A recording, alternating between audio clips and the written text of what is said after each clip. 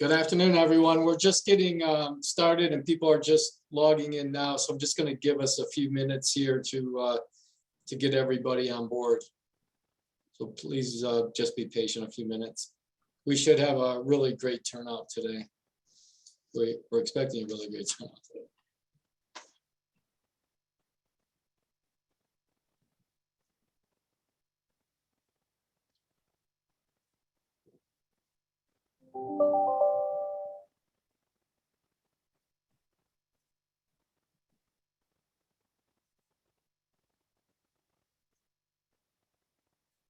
We'll just give it a minute or two here and then we'll get started.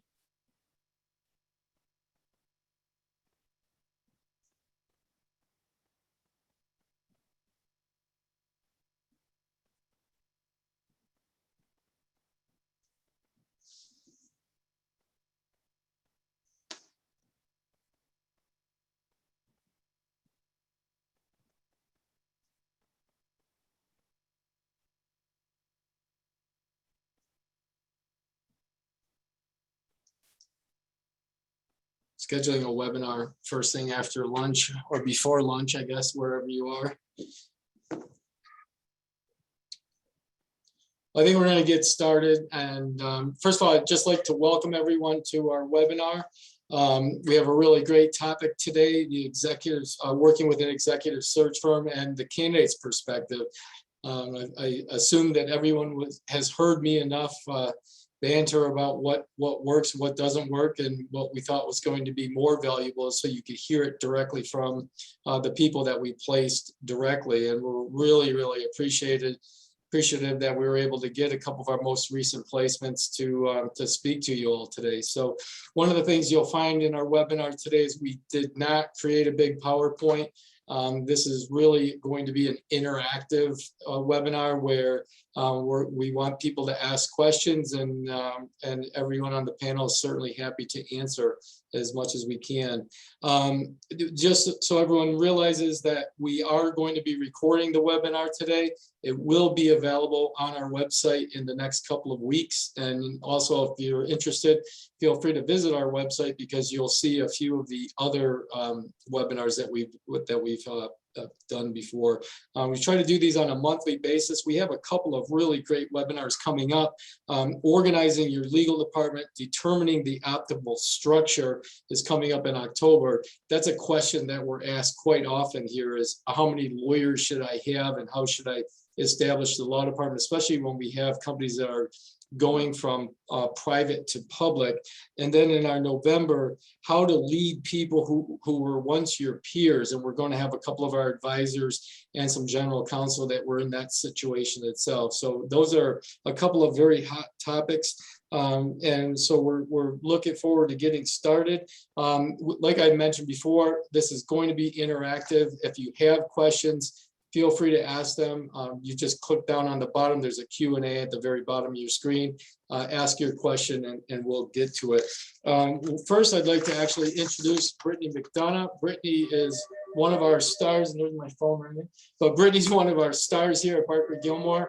She leads a number of searches and has been probably the fastest study we've ever had here, doing a lot in the healthcare world, but also expanding outside of that. So Brittany, I'm gonna let you take it from here. Perfect. John, thank you so much. And hi, everybody. Thanks so much for joining us today. Brittany McDonough, I am a managing director at BarkerGilmore. And as John stated, I focus predominantly in the healthcare and life sciences sector, so chairing that practice group at BarkerGilmore. I'd like to introduce two of our recent general counsel placements, and you'll hear a lot more from them throughout the presentation. Starting with Nita Taprani, I'll pass it over to you for a brief introduction. Thanks, Brittany. So my name is Nita Taprani, and I appreciate your having me on the panel. I've been practicing primarily in corporate law for about 18 years, about half of which has been in the medical device industry. And when I met Brittany, I was a division general counsel for Zimmer Biomet's dental, craniomaxillofacial, and thoracic business units.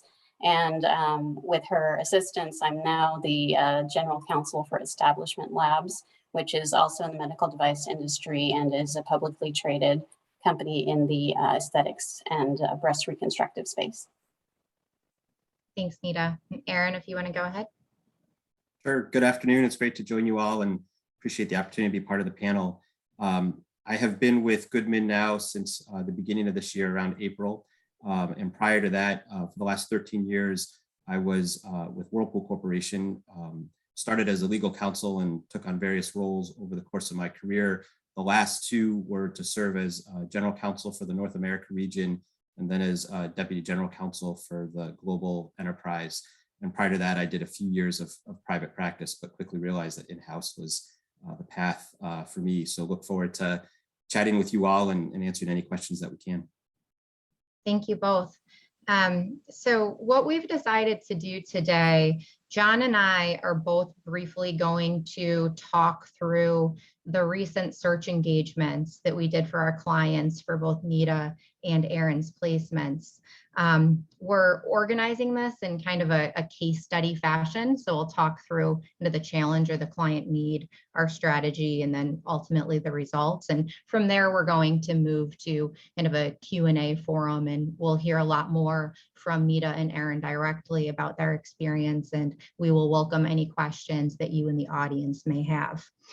So I began my relationship with Establishment Labs in September of 2020. I received an outreach from their VP of HR, and they were in need of bringing in a new general counsel. So at the time that they reached out to me, they had been in the public space for about 3 years. They went public in 2018. They're headquartered in Costa Rica, and interestingly, they are the first Costa Rican company to be traded on the New York Stock Exchange. So they contacted me, and they had just quadrupled their market cap over the course of 1 year. And further, they were in the process and are still in the process of entering the US and China markets, which is a very big, significant component of their corporate growth strategy.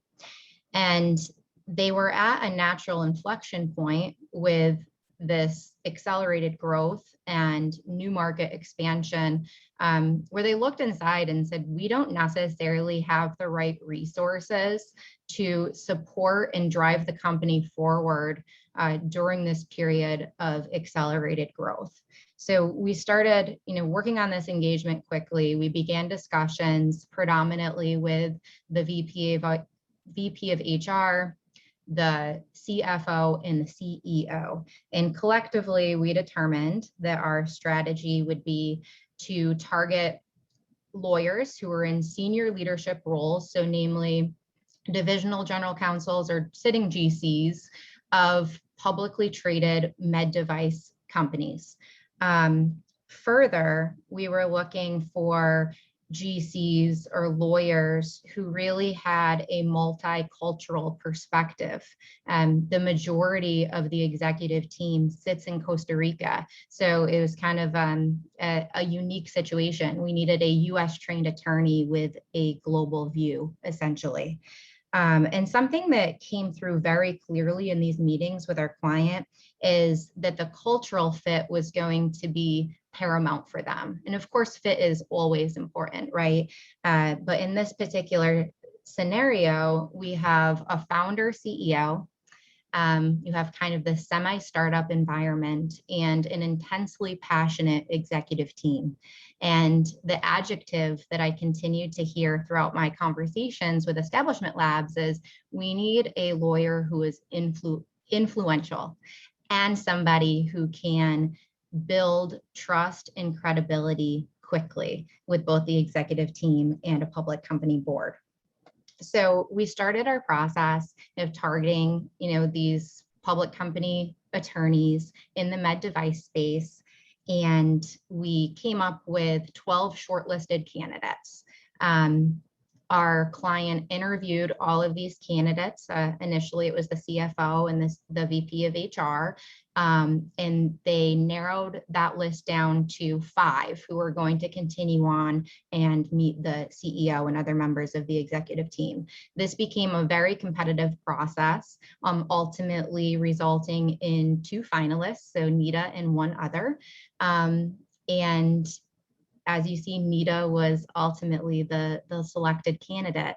What set her apart, I mean, substantively, she had extremely relevant, sophisticated experience, but it was the intangibles. So going back to my remark about the cultural fit being so important here, she's somebody who is confident, but in a very humble way.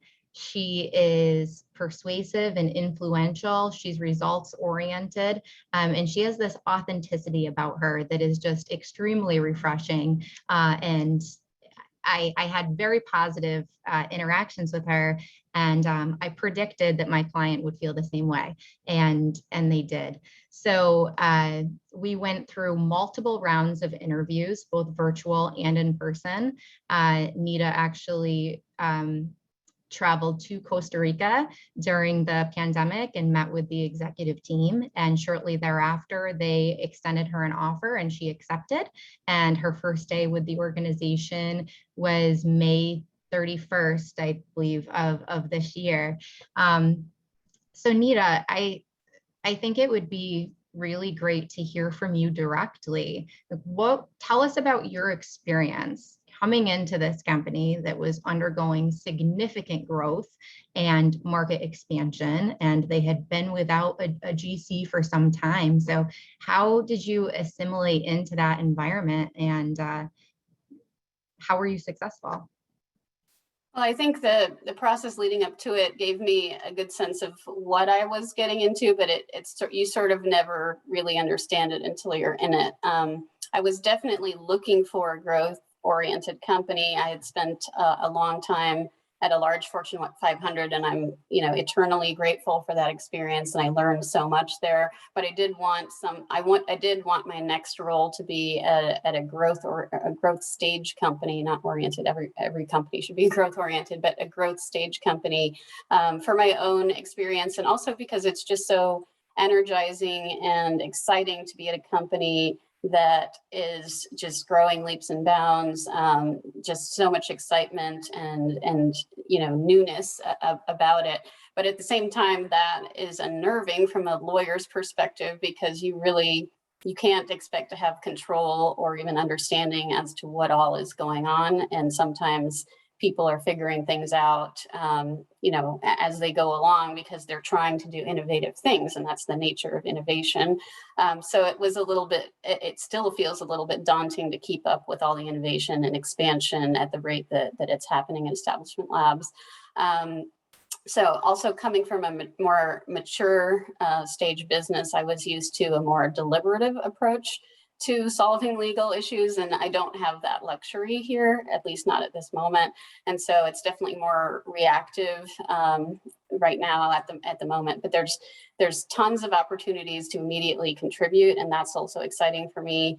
And I can't say that I've figured it all out in all of 3 months that I've been there, but I'm really enjoying the challenges and working on prioritizing sort of the most impactful ways to add value, rather than trying to worry about whether each and everything is perfect, like I did at the law firm, or even in some cases at my last role. And so over time, I hope and expect that we will build on that, so we can be more proactive and help the business grow in a more methodical and stepwise way. Perfect. All right, Anita, we're going to come back to you with plenty of more questions in just a bit here. But John, I'll turn it over to you and talk us through the process with Aaron at Goodman. That sounds good. I'd be glad to do it. But one, I want to make a quick comment about Nita. When through that pandemic, when we had people that had to travel, for her to travel, when you told me she was going to Costa Rica, I started to go, wait, she's actually going to go to Costa Rica? And anyway, the one thing that really let the companies know is what your risk tolerance was, that you're able to go and do that, while many other GC candidates were like, well, I'm not going to travel to Costa Rica or anywhere else. Even in the United States, we had some trouble. So I commend you about showing your risk tolerance for jumping on a plane, going to Costa Rica in the thick of it all. I was fully vaccinated, for those of you who might be wondering, and all PPE was used. But yeah, that was important to me to meet the team. Jeez, that's great. And definitely important to meet the team face to face. So that's really great. In our case, kind of interesting enough, I met Aaron. He contacted me after one of these webinars that we had done a while ago.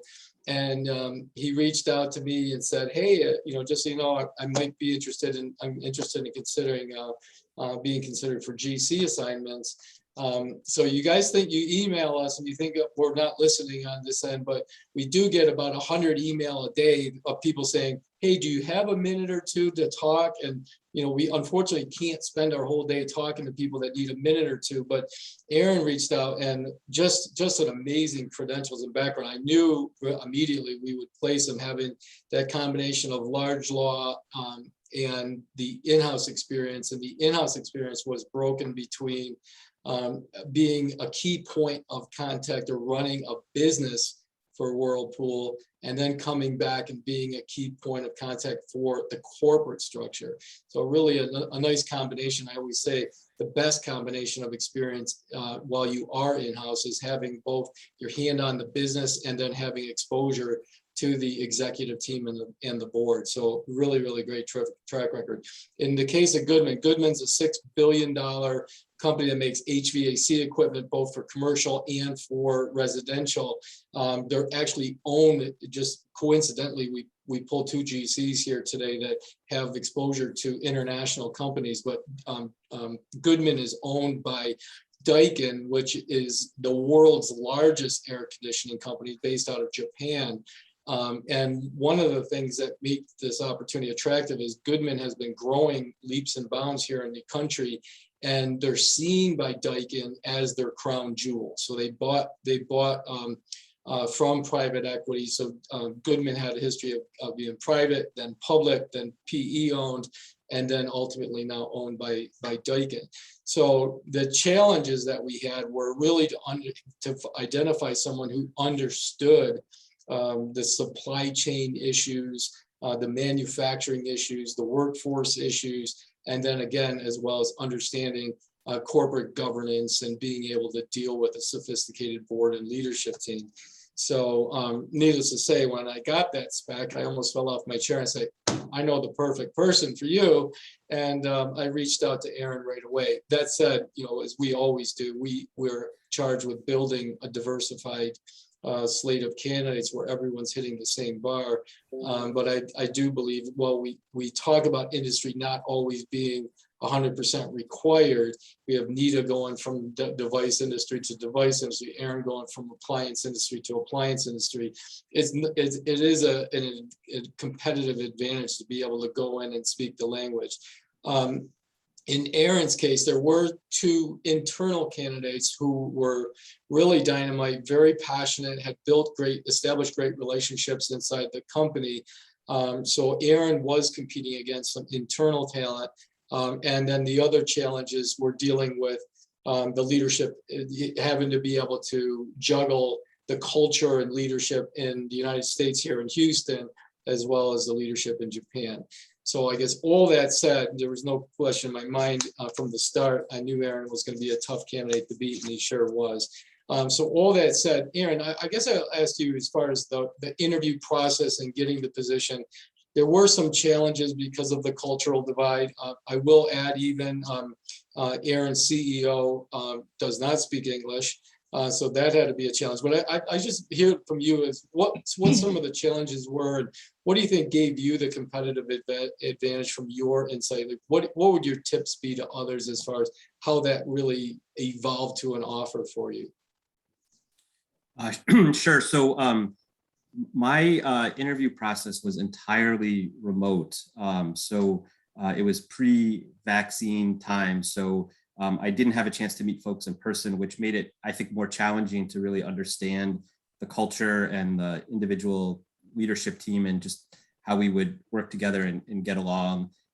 So for me, the key was to find an opportunity where they really wanted a business-minded, business-oriented legal partner. And so talking with as many people as I could throughout the process of tangible examples and situations to really understand how we would be working together and the kinds of opportunities that we would have to work through. And again, because it was remote, trying to ask those forward-looking questions to just get a little bit beneath the surface to see what kinds of challenges or historical issues there may be there, to know as much as I could coming in. Obviously, there's always new aspects once you start the first day and thereafter, but really just trying to get as holistic a view from as many different people as possible to get a handle of the company, the culture, and the relationship, the historical relationship with legal. Mm-hmm. The feedback that I had was twofold. One, you are a great listener. And two, when you did give an answer, it wasn't just a quick rehearsed answer. It was more of a thoughtful, more genuine answer where you even paused before you just gave the answer. So I'll just tell people that are trying to rehearse going into an interview, it needs to come across like you really are bringing a thoughtful answer and not a rehearsed answer. One more caveat that I want to go to here before we pass it back to Nita and Brittany is that you walked into a situation which I call one of the hardest situations out there, and that is you were replacing a GC who's widely respected, has a seat at the table, has been there for 20 years. And I always say when you're walking into a situation where you're going to fill a position where there isn't a well-liked and established GC, it's big shoes to fill. You also had those two internal candidates. So I'd like to just hear about you starting there and your plan of attack or approach walking in the door when you're walking into that kind of a scenario. So I had gotten advice as I was getting ready to start of being patient and listening, and from not only my legal team, but peers across the different functions. And I think when you come into an organization where you're coming behind someone that had so much stature and such a reputation you want to follow that even tenfold. So I really wanted to understand what made my predecessor so successful, what great things he had started and established so that we could continue those and build on them and not lose momentum or erode the progress that had been made. But I also wanted to understand where there were opportunities for change and to do things differently. Sometimes when you have a long tenured predecessor, there's some ideas beneath the surface that haven't come through yet. And so sometimes a new person coming in the door just gives an opportunity for some of those conversations to take place. So I really wanted to pace myself, really understand the lay of the land, and then look for those selective opportunities where we could build on the progress from the past. In terms of the two internal candidates, the way I approached it was really head on and directly. I really believe in sort of direct, transparent conversations. So I wanted to understand from those people's perspectives, sort of what their experience was like in the interview process. Did they still aspire to be a general counsel, be it at Goodman or somewhere else, and then commit to work with them on the areas that would put them in the best position going forward, if that's really what they wanted to do with their career. In one case, one of the people actually doesn't necessarily aspire to be a general counsel. They want a leadership role, but not necessarily the top role. And the other person, I think, does aspire to that. So slightly different ways to manage, but making sure they understood the reasons why they weren't selected, and then to the extent there were opportunities in their development plans and going forward to create the space to work on those things so they'd be in a better position going forward, I think helped me earn their respect and trust relatively quickly. Mm-hmm. That sounds great. I'll go back to Nita, so coming back to you, the situation that you were walking into was very different than Aaron's. So Aaron's coming into an established legal function and team and kind of picking up where this accomplished GC left off, right? And Nita, for you, you're coming in, there's been a vacancy, but also they're at a pivotal time in the business where there needs or their desires to be some real transformational change. So what advice do you have in terms of coming into that type of environment where there's a lot of pressure to kind of demonstrate results and introduce change quickly, but also knowing that as humans, we can be kind of scared and resistant to change. So how do you come in and kind of establish trust and credibility and start making necessary changes in a successful, thoughtful way? I think that's a great question, Brittany, and you and I have talked a lot about sort of what it would take to be a successful GC at that company. And I think for all of us, it's super easy, no matter what pedigree we have, no matter how many years of experience. When you go from the familiar to the unfamiliar, it's easy to second guess yourself and wonder if you're going to work out in that totally different company, role, industry, whatever the case may be. So it may not be that easy, but I would recommend just trying to be confident in yourself and believing in the skill set that you've developed. I think I had wondered if I had it. And then when I joined, I realized how much I knew that I didn't even realize I knew from all the years of experience and work that I had actually done, and that some of it was directly transferable, and some of it was just sort of general skill sets that will help me adapt and flex into what I need to learn and grow into for this role. So so just believe in yourself, and also continue to pursue opportunities that are of true and genuine interest, and which align to your backgrounds and your skill sets and your passions. Because if you're sending out resumes to a number of places that don't quite resonate, I think that will come out in the interview process as well. And so if you focus on areas that you're in my former boss's words, that you're truly excited about, I think that shows in the process.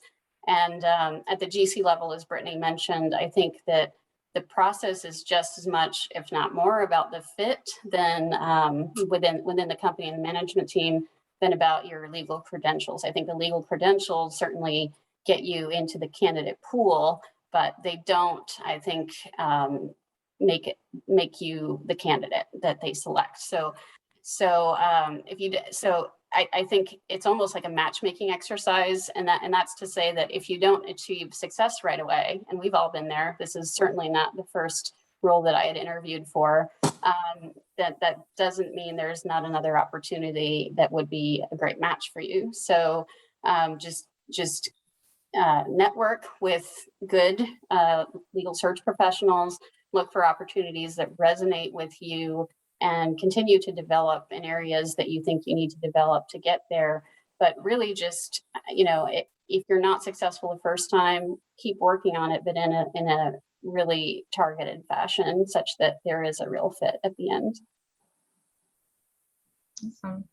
Erin, question for you. So how would you say that working with an executive search consultant, so John, in this instance, how did that aid you in successfully navigating through the interview process, or having maybe insight that you wouldn't otherwise have had into the client, being that John had that relationship with the client? Talk us through that. Sure. I think two things come to mind. One is John was incredibly helpful in preparing me for the interviews, not as much about the company, which is relatively easy to find out through independent research, but the individuals that I was going to be meeting with, and a little bit about their backgrounds and interests and areas of focus, and even in a couple cases, some watch outs of their speaking style or mannerisms that helped me navigate that and not get thrown by it. There was one person likes to talk a fair amount. And so thinking through like how to give them the space to say what they need to, but ensure that I got in the points I needed to get into. So I had the impact I needed to have in that interview, and not having that insight in advance, I would have been at a disadvantage for that discussion. And I may have reacted to what was unfolding differently. I just wouldn't have been as prepared for it. So that was incredibly helpful. And then also as a person that was familiar with the company and what the company was looking for post-interview, as I was sort of processing what I thought of the conversations I had had and deciding if it was the right fit and I wanted to continue to pursue, be able to talk through that with John, who had the context and perspective, was very helpful and helped me think through going forward, even sort of for the next rounds, how to take advantage of those conversations even more to get at what I needed to get at to clarify things. Awesome. And how about you? I'll ask you the same question. I mean, you did a lot of work and you spent a lot of time talking to both sides, the hiring team and myself, and getting to know our goals and expectations as client and candidate. And I think that is kind of the mark of a great executive search consultant, because as a result of that, you really helped me focus my preparation on the areas that were of significant importance to the client. And at the same time, you coordinated extra calls and conversations so that the company could address situations or questions and concerns or just, issues that I was wondering about as the process progressed, without having to rely on a formal interview and wondering if it's the right person to ask and all of that. And so I think the result of that was a process which was much more conversational, open and reciprocal versus a strict set of incremental interviews. And I think that made the sort of process of finding the fit so much more natural. And I think that can't happen if you don't have someone who's kind of, working with the two groups so that it's not so formalistic and lockstep, I guess. I have a question for Aaron, and I commend both of you, because as I always talk through this stuff, getting your first GC opportunity where you are the enterprise GC is never easy. It's something people strive for, but it's really hard to achieve. And one of the things I do recommend for people is to seek out a mentor or coaches that can help you and identify areas that you might be able to develop. One of the things Aaron had the opportunity for, and I don't even know exactly how it came about, but he had a former CEO of Whirlpool step in and act as his mentor. So Aaron, I guess a couple things. One is, how did that all come about? And two is, where did the CEO bring you the most value? So I had a chance to work for him when he was prior to his retirement as the CEO. As he was stepping down, I happened to be looking for a new mentor. And so reached out to see if that was something he would be interested in. And he graciously accepted. It's a relationship that I've maintained currently. Just met with him a month or so ago in person. So it's something that I've really tried to nurture and hang on to, because I think it's such a great opportunity.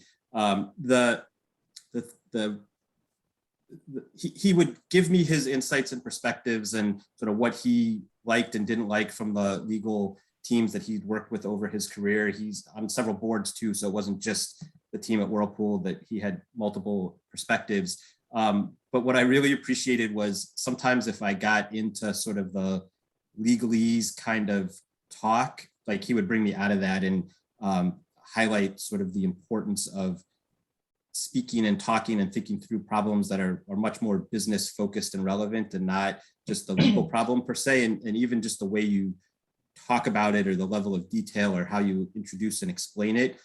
There's a succinctness that a CEO looks for, that even other executives are more patient. So getting into that cadence and figuring out how to be successful in those quick snippet kinds of conversations, he was, intentional or not, very helpful in helping me in that space. Geez, what an opportunity. First of all, I commend you for reaching out directly. That was a really smart move. But second of all, I love the idea that you reached out to a CEO who, when you became GC, that would be your closest confidant. So getting the CEO perspective, I would normally say get somebody who's like a general counsel or something, but that brings a whole new flavor of things that I never would have thought of. I love that idea of getting a corporate executive as your coach or mentor. Yeah, one of John's and my favorite questions when we're interviewing prospective GC candidates, or any lawyer for that matter, is to ask them, who was your mentor, who really helped to influence and grow your career? And Nita, I know you and I, when we were just talking the other night, you shared with me that you have remained in close contact with your former colleagues in leadership at Zimmer Biomet. And that seems to really be a constant, right? And the most impressive and successful lawyers who we meet are those who are able to forge and really nurture and maintain those relationships throughout their career. That's so indicative of one's success. And Nita, how would you say, Nita, those individuals have kind of influenced your career and your success to date? So my experience is not so formal. I would say I have at least a small handful of mentors / friends who I trust to give me unfiltered advice for my own benefit, and in a totally, casual, friendly way. But I've known, all of them are from business relationships. So the two that I think you and I spoke about were my business leaders in the divisions that I supported at Zimmer Biomet. We had such a close relationship that we still talk. I interestingly enough, I still have quarterly conversations with my former boss, who was a lawyer, and I have frequent conversations with the president and general manager that I used to work for at ZB, and they call me for advice and I call them for advice, and it's all just conversational, like, I'm in this situation, what do you think I should do? Both ways. And so it's sort of mutual sponsorship, mutual mentorship, friendship. And then even though I hadn't talked to certain people that I had worked with at my law firm, over a decade ago, I reached out to those who I worked with at my law firm who were now in similar GC roles. So I just picked up the phone and called them, and they were super happy to hear from me, and also happy to offer their advice on how they adapted to their GC roles, referred me to various legal vendors and insurance companies and all sorts of other referrals. And I just think all of that was just immensely helpful. And you never know, who you're going to work with one day that 5 or 10 years later could be an invaluable resource. So I think just, as everyone probably already seeks to do, just develop those relationships. And you can't always control, who you click with, but those that you do click with, really take the time to nurture those relationships, because they are so meaningful. And and one thing in particular they did help me with was this, confidence of, we love you and you're going to do a great job. And if you have a couple of different opportunities and you're concerned about this one or that one, don't be, because I've seen you do this or that and you can do it. Even in that sense, they're also cheerleaders and sponsors for you to help you get over any humps that you might have if you're taking a leap of some sort. Yeah, that's good. I mean, we always point to EQ, the ability to establish relationships like that is one of the most critical factors, and having those long-term established relationships just sends Brittany and I an instant signal that you have high EQ, the way you carry yourself and the way you've established relationships. It's the same with Aaron. One thing Aaron said that actually came to mind that I give as an interview prep is the cadence in an interview really needs to be 50-50, meaning you talking half the time and the interviewer speaking half the time. And I tell people to be mindful that they don't over talk, because if you do talk too much, you come across as a person that, 1, is not a good listener, 2, is not going to be able to align with the business, and 3, low EQ. But on the other hand, going into an interview where the interviewer talks the majority of the time also creates a problem because you don't get to show what you're made of. So Aaron balanced both those situations, one not over speaking, but the other hand, being able to interject when necessary to tell stories. And Brittany brought up a great point that, you know, the whole interview process really needs to be having them get to know who you genuinely are. And I always tell people, it's not just they ask a question, you answer, ask a question, answer. Have them get to know you. I mean, this is relationship, this is dating game material. But have them get to know you, and by reflecting on your mentors and what you're grateful of, how do you get what you are, what do you think in the back of your mind as you do your job and do it well, just goes a long way. And I think a lot of people just are too rigid in the interview. They don't open up and tell them something personal, or again, as I'm saying, making the mistake of coming across like either a bad listener or not having a chance to show what you're really made of. So all great points all coming together here. Hey, John, just to build on that, you know, obviously the interview process, especially the earlier rounds, can be stressful, and nerves can be a component of that. But I think it's important for all candidates to also remember that you're interviewing them. You're learning about who you're going to be working with. You need to make sure if it's a good fit. So really to be open to not only the words, but how people are speaking, if they're pausing before they're asking because they're, you know, nervous about saying something or anything else, like, and going in with that mindset of interviewing them as much as they're interviewing you, I think sometimes can help quell those nerves a little bit, because you're not just sort of taking it on, but you're also being proactive in that exchange of conversation. That's fantastic. Yeah. So a question I have, and by the way, before I ask this, folks on who are still with us, just a reminder, we welcome any questions from you. So if you do have a question that you'd like to ask Nita or Aaron, feel free to use that Q&A function at the bottom of your screen, and we will circulate those questions around.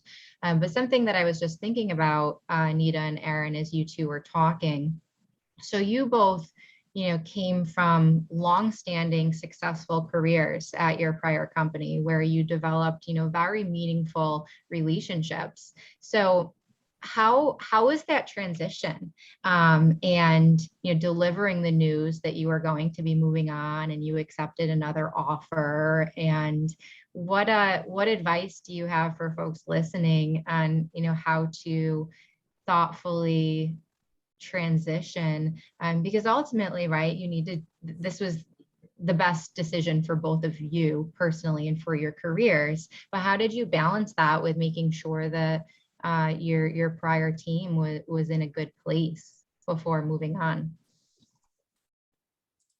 Aaron, do you want to start? Sure.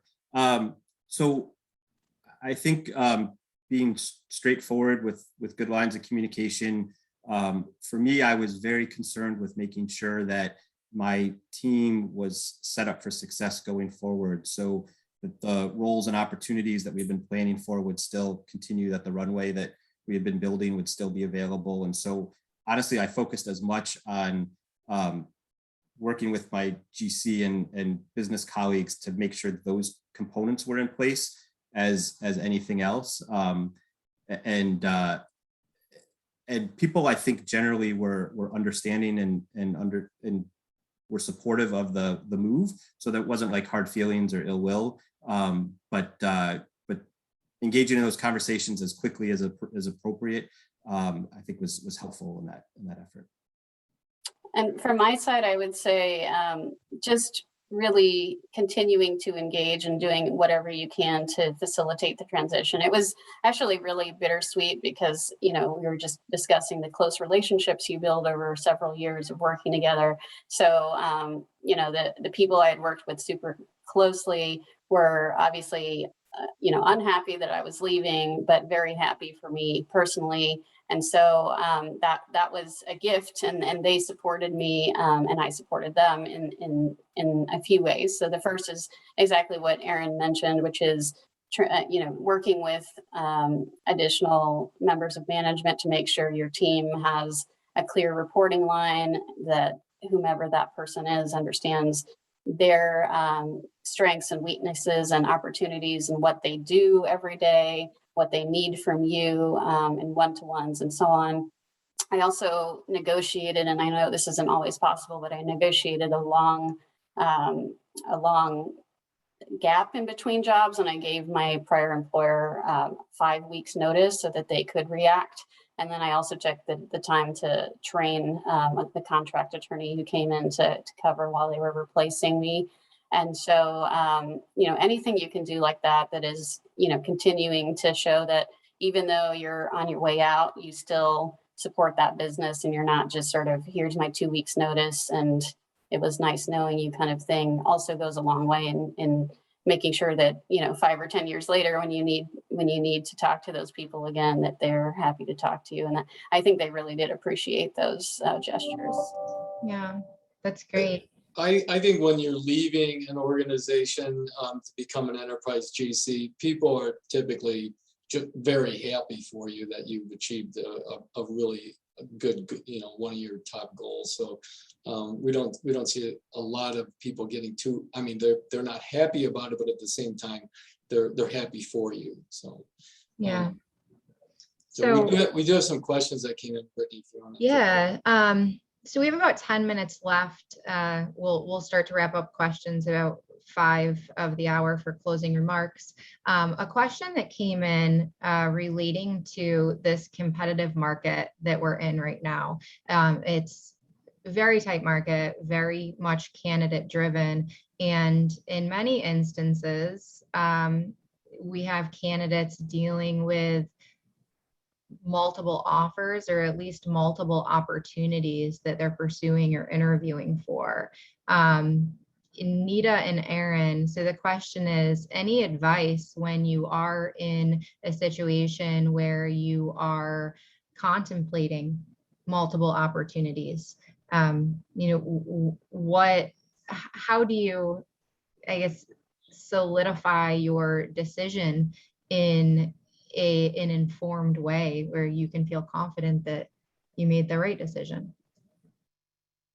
I can take that. I had 3 opportunities that I was interviewing for simultaneously, including this one. And all 3 of them had an executive search consultant, and all 3 of them were very different. 2 were public. One was a US-based, well-established medical device, and the other one was private and nonprofit.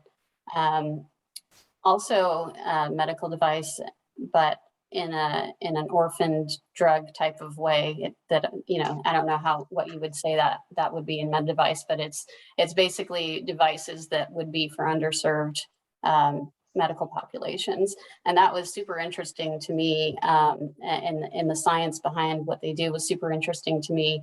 I would have to say that there are a number of things that went into the decision-making process. The first was actually the relationship with the executive search consultants and how comfortable they made me feel. One of them was kind of, didn't take any time to get to know me. They had my resume. They asked me maybe a couple of questions, and then they submitted the resume. And then thereafter, they simply said, here are the steps in the process. They didn't give me a lot of information about the people behind the names on the list that I would be interviewing for, and it was very much transactional. And I didn't feel comfortable with that role because it was a little bit too hard for me to understand whether there was a fit, and a little bit too transactional. And then the second one was between the 2 that I chose between. It was actually super hard. It was, I think, the hardest part of the interview process because I was interested in both, and the executive search consultants were great. In the end, I think I followed the advice of one of the mentors that I discussed earlier, which is do or choose the one that you're most excited about. And I was excited about both, but one was more exciting than the other. And one just sort of like energized me versus felt like this would be a great thing to do, but it doesn't super energize and excite me about what I would be doing every day and where that would take me and what impact I could make. And so, you know, everybody's different. I'm typically a very cerebral person, but I think that taking that advice actually was really good for me, and I think it is a good fit. But there's a lot of digging you have to do to make sure you know what are you getting into, and whom are you going to work with, what are their personalities. That's huge in GC roles, because if you don't have the support of your management team, it's going to be very difficult to do your job, because we as lawyers have to sometimes make unpopular decisions or say things that are unwelcome. And so having that support of the management team, feeling like you're part of the team is you know, something that I can't emphasize enough. And if you're not getting that through the process or the consultant, I think it'd be really hard to make a decision that would make you feel that you're going to be successful. I would, from the actual search process and recruiting side, as opposed to the ultimate decision-making side, what I would advise is, remember that the search process for any one role is going to take longer than you think it will. My case took even longer than I think we thought it was going to take. So inevitably, you will likely have different opportunities popping on your radar at different stages. So some will just be the initial inquiries, some may be starting the interview process. And I would be truthful with the other recruiters that you may be working with about where you are in that process, but I wouldn't overplay the hand. So if you have something that's just starting, I wouldn't use that as a lever to say, oh, I have another thing going, you need to come in quick and wrap this up, otherwise, you know, you may lose me. But if you have a genuine opportunity that's maturing and ripe and timing is becoming an issue, then I think it's appropriate to bring that up. But you don't want to misrepresent or mislead where things are to try and push an offer faster, because I think as often as not, that may backfire on you, and the company you may be targeting may not want to be rushed and may go a different direction. It may give them a reason to look for another candidate. Yeah, it's kind of interesting. In Aaron's case, he displayed a lot more patience than I did in that process, and it was kind of funny at the end. Part of their culture is that you have decisions coming in from overseas as well as local, and sometimes you do have to be patient and wait for things to play through. And you know, we had time zone differences, difference of holidays, and different things that came into play. And at the end, he was very patient, and that they almost joked that it was part of their test to see if he could be that patient. So it definitely worked out well. But I will say that those are spot on comments from both of you as far as being open and honest. It definitely works to our advantage. And as Nita said, is you know it when you see it. If you're not excited about the opportunity, or the culture doesn't feel right, then it probably isn't the right opportunity. If something else does feel right, it might be worth passing off one for the other. So, and I'm saying that, and sometimes it could work against me, sometimes it works for me, but I just want to make sure people are doing the right thing for themselves, that if it's not the right cultural fit, be honest with yourself and wait for the right cultural fit, because it's critical to getting the job done right. Yeah, so we have about 2 minutes left, and some more questions have come in that are geared a little bit more towards how does the executive search firm process work. So kind of the theme to these questions is, you know, how do I get on the radar of an executive search consultant, and what's the advantage of working with one? And John, do you want to kind of take that question in terms of the best way to? Well, I think I do think the value that we bring. First of all, I will say that companies that are really taking the hiring of their general counsel very serious, and they want to see a diverse slate of candidates, and they want to see only high performing candidates, and they want it done in a timely manner, they go outside. If someone's just looking for there's a line out there. You're not looking for the best of those who are on the market. You're looking for the best of those who are in the market. And I think that was really well said, is we'll bring the best of those who are in the market. So, not necessarily everyone's actively looking. And so you get to see a really good talent. But I think from the candidate perspective, things along the line of understanding what the compensation is, understanding what's negotiable and what's not, helping understand I have unvested equity and how can I get these certain things taken care of. Those are all things that we get involved with from a negotiating standpoint, that I've talked to a lot of people. They go through the whole process, they get to the finish line only to find out it never could have worked in the first place. So I think Aaron mentioned as far as how we prep and help people understand what the personalities are like, but I think the greatest value is knowing what you're getting into and choosing a recruiter that isn't in the mode just to sell you something or sell you a position.